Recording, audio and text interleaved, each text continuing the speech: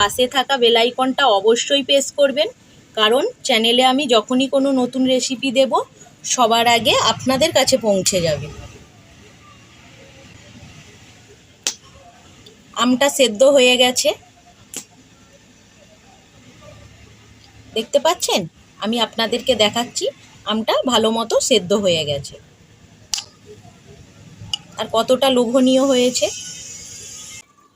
নমস্কার বন্ধুরা, অলির রান্নাঘরে আপনাদের অনেক অনেক স্বাগত। প্রতিদিনের মতো আবারও চলে এসেছি আপনাদের কাছে একটা রেসিপি নিয়ে। আজকে আমি বানাবো আমগুর। সব থেকে টেস্টি আমগুর বা সেরা স্বাদের আমগুর আমি আপনাদেরকে বানিয়ে দেখাবো। খেতে ভীষণই ভালো হয়। আর আমি কিভাবে বানাবো, প্লিজ বন্ধুরা আপনারা প্রথম থেকে শেষ পর্যন্ত দেখতে থাকুন। আশা করছি আপনাদের খুব ভালো লাগবে। আর খুব সহজ পদ্ধতিতে আমি আপনাদেরকে বানিয়ে দেখাবো। খেতে ভীষণ ভীষণ টেস্টি হয়। বন্ধুরা, আমি এখানে আম নিয়েছি, দেখতেই পাচ্ছেন আমগুলোর সাইজটা কতটা বড়। খুব নরম আমে আমগুর বানালে ভালো হয় না, আমটা যেন একটু পাকালো পাকালো হয়, তাহলে আমগুরটা খেতে ভীষণই টেস্টি হয়। আমি এখান থেকে 3খানা আম নিয়ে নেব।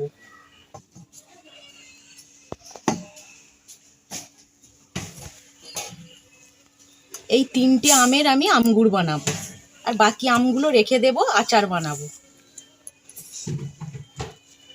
এই আমগুলোর আমি আচার বানাবো, এই আচারের ভিডিওটাও আপনাদেরকে আমি দেখাবো। এবার আমি আমটা কেটে নেব। আমটা পরিষ্কার করে ধুয়ে আমি এটা শুকনো কাপড় দিয়ে মুছে নিয়েছি। এবার আমি আমটা কেটে নেব।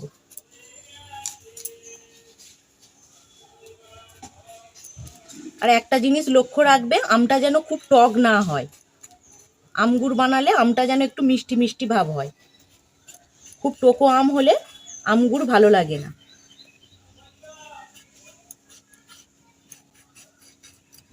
এই আমগুলো খুব টক না বন্ধুরা, এই আমগুলো কাঁচা মিঠে আম, মিষ্টি মিষ্টি আম। আমটার খোসা ছাড়িয়ে নিয়েছি, দেখতেই পাচ্ছেন খুব পরিষ্কার করে খোসাটা ছাড়িয়ে নিতে হবে, সবুজ অংশ যেন না থাকে।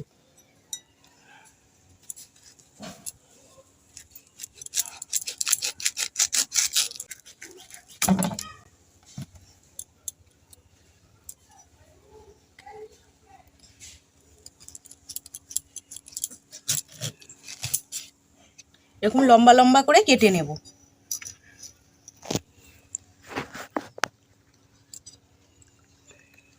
আমগুর বানালে একটু পাকালো টাইপের আম নেবেন, খুব পাকা নয়, যেন রং ধরেছে এই রকম আম নেবেন, তাহলে আমগুরটা খুব ভালো হবে। বন্ধুরা, 3টে আম কেটে নিয়েছি, আর লম্বা লম্বা সাইজের কেটেছি, আপনারা চাইলে চৌকো সাইজেরও কাটতে পারেন। এবার আমি আমগুরটা বানিয়ে নেব। আমগুর বানানোর জন্য আমি এখানে গুড় নিয়েছি। যতটা পরিমাণ আম নেবেন তার হাফের থেকে বেশি গুড় নেবেন, বা চিনি দিয়েও আপনারা বানাতে পারেন। উনানটা ধরিয়ে নিয়েছি, এবার আমি কড়াইটা বসিয়ে দেব। কড়াইটা গরম হয়ে গেছে, আমি 2টো শুকনো লঙ্কা দিয়ে দেব। শুকনো লঙ্কাটা একটু ভেজে নেব, শুকনো কড়াই ভেজে নেব।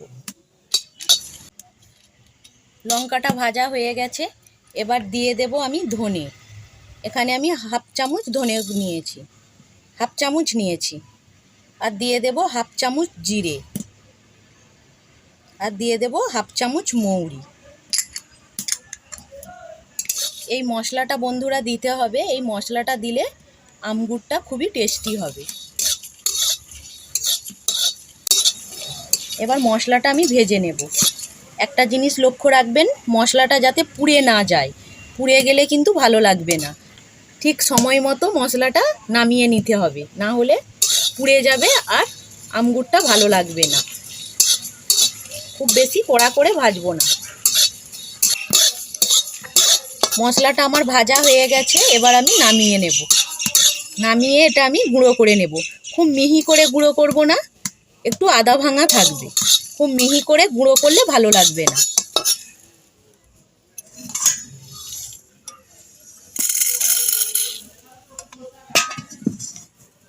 কড়াইটা গরম আছে, কড়াইয়ের মধ্যে আমি সর্ষের তেল দিয়ে দেব। আর দিয়ে দেব শুকনো লঙ্কা,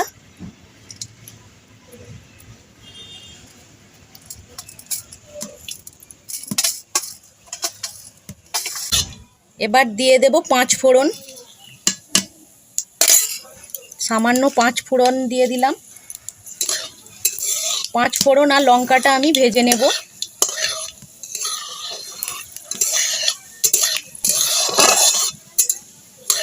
খুব সুন্দর একটা গন্ধ বার হয়েছে। ঠিক এই পর্যায়ে আমি আমগুলো দিয়ে দেব।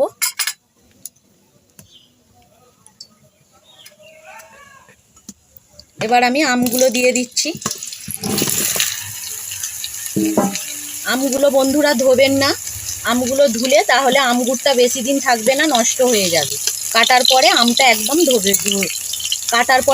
একদম ধোয়া যাবে না জল দিয়ে।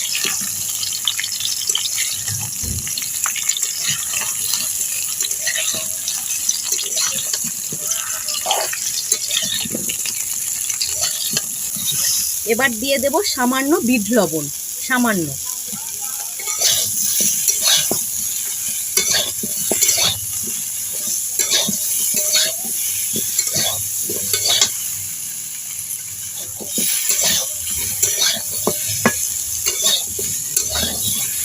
এবার দিয়ে দেব গুড়।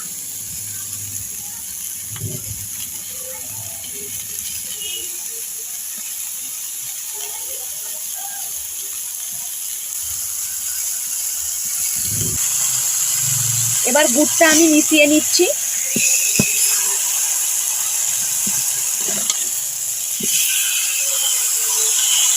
উনানের আঁচটা কমানো আছে। আমি আবারও বলে দিচ্ছি বন্ধুরা, যতটা পরিমাণ আম নেবেন তার হাফের বেশি গুড় নেবেন।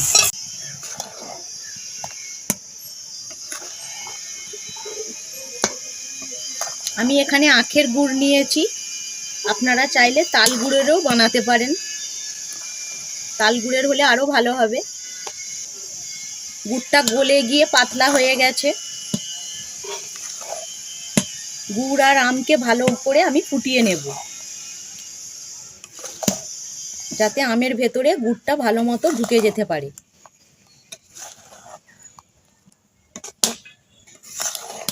দেখতে পাচ্ছেন বন্ধুরা, এখন অনেকটা পাতলা। এটা আমি ফুটিয়ে কমিয়ে নেব।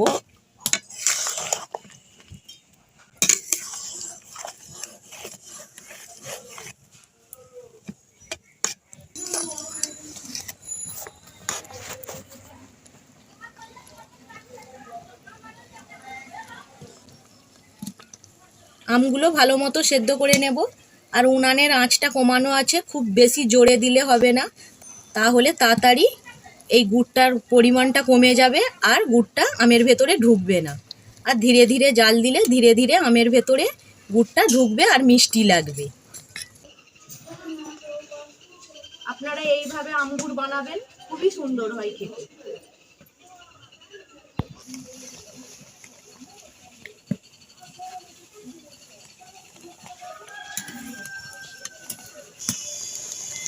আমটা সেদ্ধ হয়ে গেছে। এবার আমি ভাজা মশলাটা দিয়ে দেব। যে মশলাটা আমি ভেজেছিলাম সেই মশলাটা দিয়ে দেব। দেখতেই পাচ্ছেন বন্ধুরা, মশলাটা আধা ভাঙা করেছি, খুব মিহি করে গুঁড়ো করিনি। এবার ভাজা মশলাটা দিয়ে দিচ্ছি।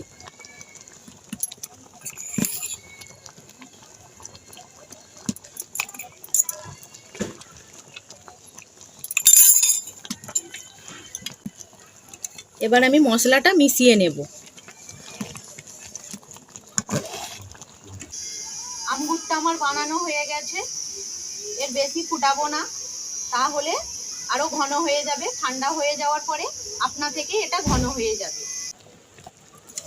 রংটা কতটা সুন্দর হয়েছে, আর খেতেও খুব ভালো হবে।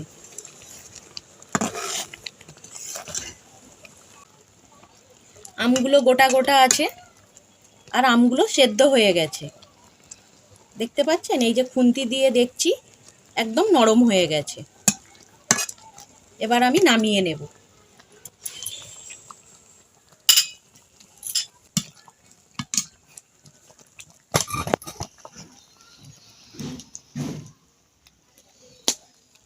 বন্ধুরা, আমগুড়টা কতটা লোভনীয় হয়েছে আপনারা দেখতেই পাচ্ছেন। দেখলেই জিভে জল চলে আসবে, তাই না? আপনারা এইভাবে অন্তত একবার বাড়িতে বানিয়ে দেখবেন, খেতে খুবই সুন্দর হয়। আপনারা এটা কাঁচের পাত্রের মধ্যে রেখে দেবেন। আমি এটা ঠান্ডা হয়ে গেলে কাঁচের পাত্রের মধ্যে রেখে দেব। এটা সারা বছর ভালো থাকবে। আপনারা যদি ফ্রিজে রেখে দেন তো কোথায় নেই, আরও ভালো থাকবে। আর আপনারা যদি এমনি নর্মাল জায়গায় কোনো রেখে দেন তাহলে সারা বছর ভালো থাকবে। আপনারা 1 বছর সংরক্ষণ করতে পারবেন। এই আমগুড়ের রেসিপি আপনাদের কেমন লাগলো কমেন্ট করে জানাবেন। আর যদি ভালো লেগে থাকে চ্যানেলটা সাবস্ক্রাইব করে দেওয়ার অনুরোধ রইল। আর পাশে থাকা বেল আইকনটা অবশ্যই প্রেস করবেন, কারণ চ্যানেলে আমি যখনই কোনো নতুন রেসিপি দেব সবার আগে আপনাদের কাছে পৌঁছে যাবে। আমটা সেদ্ধ হয়ে গেছে, দেখতে পাচ্ছেন? আমি আপনাদেরকে দেখাচ্ছি, আমটা ভালো মতো সেদ্ধ হয়ে গেছে আর কতটা লোভনীয় হয়েছে। ভিডিওটা এখানেই শেষ করছি। আপনারা ভালো থাকবেন, সুস্থ থাকবেন। ধন্যবাদ।